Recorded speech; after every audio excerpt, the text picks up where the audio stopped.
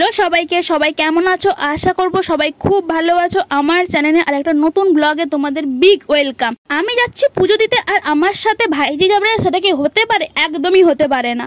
তো ও আছে আর অথচ তোমাদের সামনে আসবে না, এটাও তো হতে পারে না। তাই প্রথমে সাইকেল নিয়ে বেরিয়ে চলে গেছিলো, তারপর আবার বলতে পিছিয়ে গিয়ে তোমাদের হাই করলো, দেখো। আর আমি তো হেসে গড়িয়ে গেছি।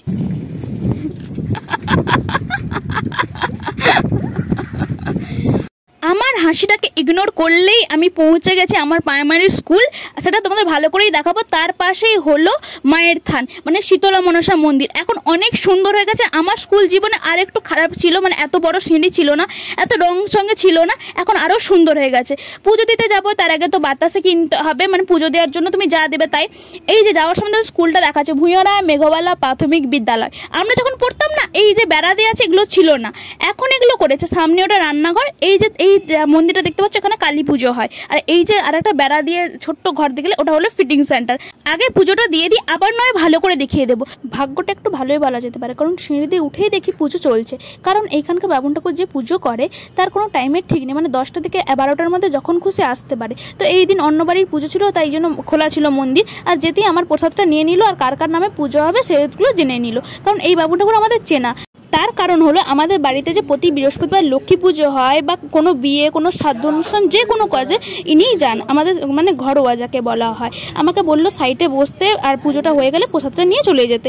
একটু কিছুক্ষণেরই ব্যাপার, ওনাদের পুষ্পাঞ্জলিটা হয়ে গেলেই ব্যাস। আমি সাইডে বসে ধূপ আর মোমবাতি জ্বালালাম, বসলাম, পুজো দেখলাম। বাইরের মন্দিরটার সাথে সাথে ভেতরটাও কিন্তু পুরো নতুন করে হয়েছে। আগে আমরা এখানে টিফিনের সময় আসতাম, এই উপরেই খেলতাম। ছোটবেলার কথা বলছি, যখন ওই স্কুলে পড়তাম। বাকিটা তোমরা দেখে জানিও। রাসুবস্তাম দিগাম্বরীম মার্জনী কলসোপেতাম সুরপালং কৃতমস্তকাং এতৎ পুষ্পাঞ্জলি পুষ্পং রাজরাজেশ্বরী লক্ষ মহাবলম পুষ্পাঞ্জলিং পুষ্পং ঘণ্টাকর্ণৈ নমঃ। হ্যাঁ, তারপরে যে শরবত হবে কি যাই হোক। মন্দিরটার সাথে সাথে এই শীতলা মনসা মাকে কেমন লাগলো সেটাও কিন্তু জানিও। পুজো শেষ হয়ে গেছে, সবাই একে একে গিয়ে চন্দ্রামিত নিচ্ছে, নমস্কার করছে। সবার ফাঁকা হয়ে গেলে আমি উঠে গিয়ে চন্দ্রামিত নিলাম, নমস্কার করলাম, তারপরে দক্ষিণা দিয়ে চলে গেলাম। সব কিছু শেষে কিন্তু জানিয়ে যেতে হবে কেমন লাগলো এই মন্দির, আমাদের স্কুল। আর নিচে জানো তো একটা কৃষ্ণচূড়া গাছ ছিল, যেটা এখন নেই। আর নিচেটা কৃষ্ণচূড়া গাছের নিচে ঠিক গোলা বিক্রি করতো, আগে কত খেতাম 2 টাকা দিয়ে। তারপর সিঁদুর পরিয়ে দিলাম, চলো নিচে যাই। নিচে গিয়ে এই যে দেখতে পাচ্ছ না আটচালাটা, এখানে কিন্তু দুর্গা পুজো হয়। এই একটাই জায়গায় আমাদের বাড়ির কাছ থেকে এখানে দুর্গা পুজো করে। আর এই যে ভাইজি দাঁড়িয়ে আছে নিচে, ওকে নিয়ে চলো এবার স্কুলটার সামনে দিয়ে আরেকবার তোমাদেরকে ভালো করে দেখিয়ে দিই।